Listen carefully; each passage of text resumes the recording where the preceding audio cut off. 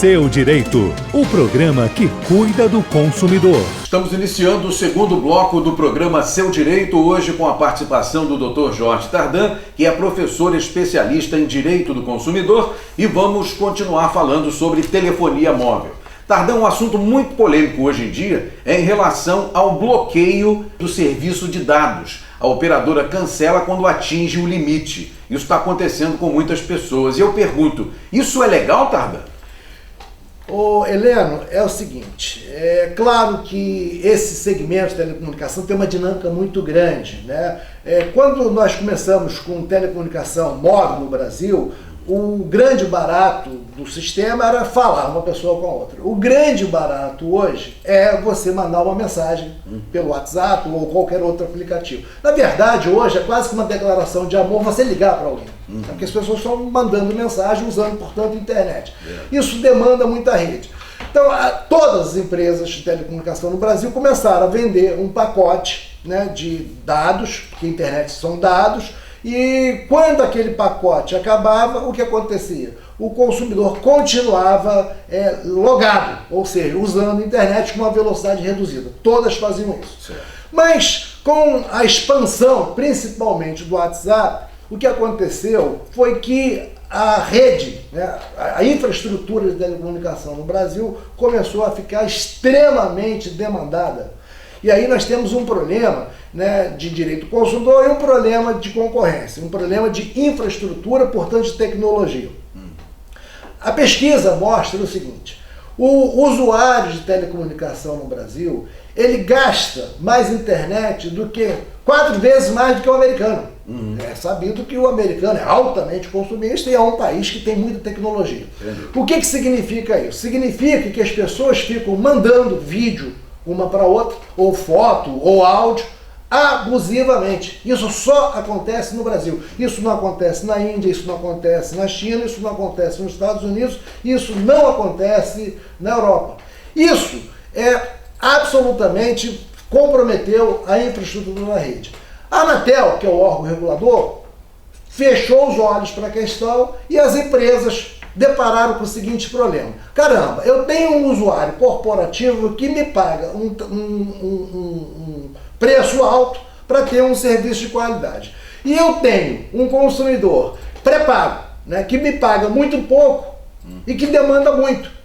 Tá bom, eu bloqueio, eu diminuo a velocidade dele, mas ele continua mandando informação, muito embora a informação passe a trafegar na rede com uma velocidade reduzida, ou seja, ela chega na rede com uma velocidade reduzida. Mas o consumidor brasileiro, que aí é uma questão também de consciência, que fica mandando qualquer besteira para todo mundo, aquela informação que ele tinha de ir para a rede com baixa velocidade, ele ficava lá 15 minutos, mas conseguia mandar o vídeo. Então isso continuava demandando a rede. E, fato, a infraestrutura de tecnologia brasileira saturou. E nós corremos o risco de todo mundo ter um serviço muito lento. Isso é fato, isso está constatado.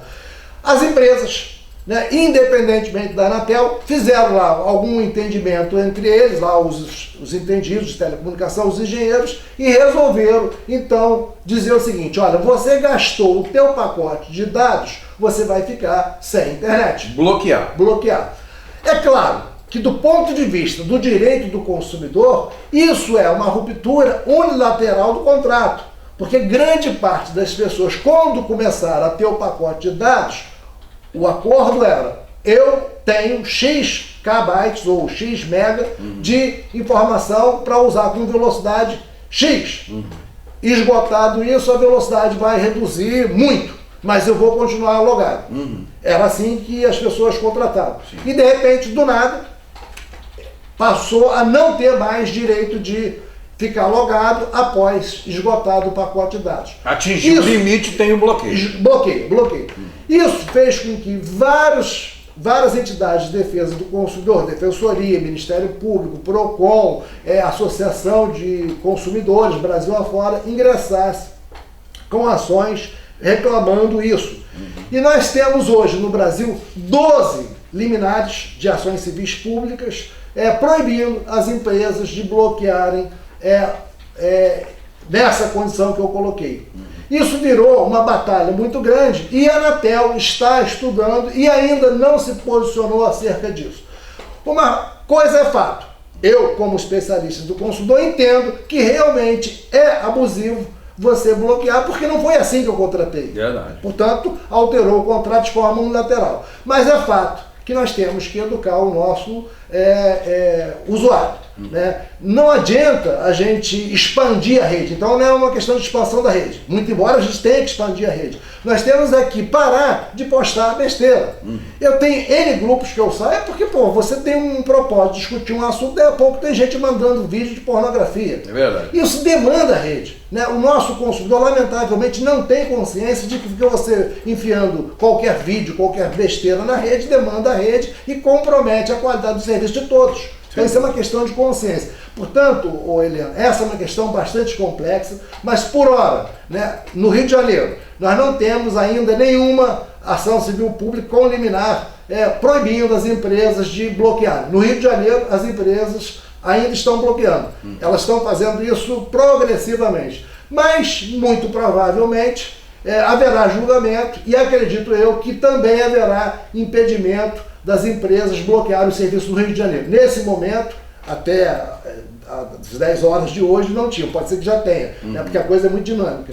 Portanto, essa é uma questão muito interessante para os dois lados. Né, para a gente também estimular que os órgãos de defesa façam, né, uma campanha de educação para o consumo, que isso é fundamental, né, de conscientização de que você não deve comprometer a rede, porque isso atrapalha a qualidade do serviço de todos. Tem dúvida. Quer dizer, então a qualquer momento pode sair uma decisão judicial revertendo essa história do bloqueio, né? Pois é, já temos em 12 estados brasileiros proibição da empresa bloquear. Aqui no Rio ainda não. Até agora, às 10 horas da manhã de hoje, não tínhamos. Certo. Tardan, a título de curiosidade, quais são as principais reclamações, né? As reclamações mais comuns dos consumidores em relação às operadoras de telefonia móvel?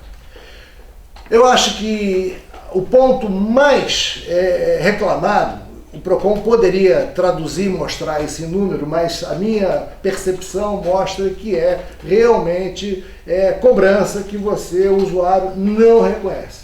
Né? Isso é recorrente. As empresas lançam lá na fatura ligações que o usuário não conhece. Portanto, acho que o ponto principal é de cobrança indevida.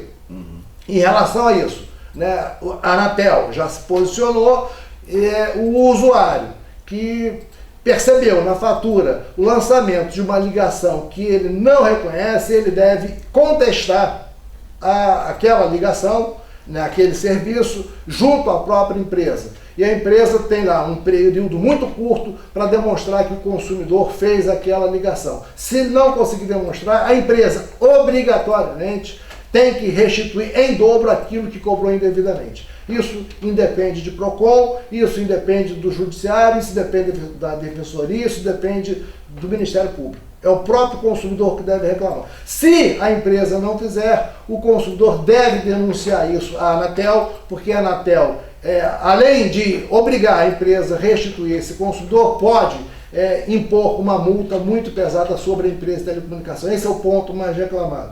O segundo ponto, muito reclamado, é não cobertura, ou seja, área de sombra, não tem serviço, não consegue ligar, não pega, está fora de área, então seria a qualidade do serviço prestado pela empresa. Então, o primeiro ponto, aí depende de sistema interno da empresa, que seria realmente apurar e depurar o seu sistema de bilhetagem, de cobrar. O outro ponto envolve tecnologia, né? Ou seja, área de sombra. Mas aí nós temos um problema também. O grande problema que no direito das telecomunicações, ela depende, a empresa de telecomunicação depende de colocação de antenas.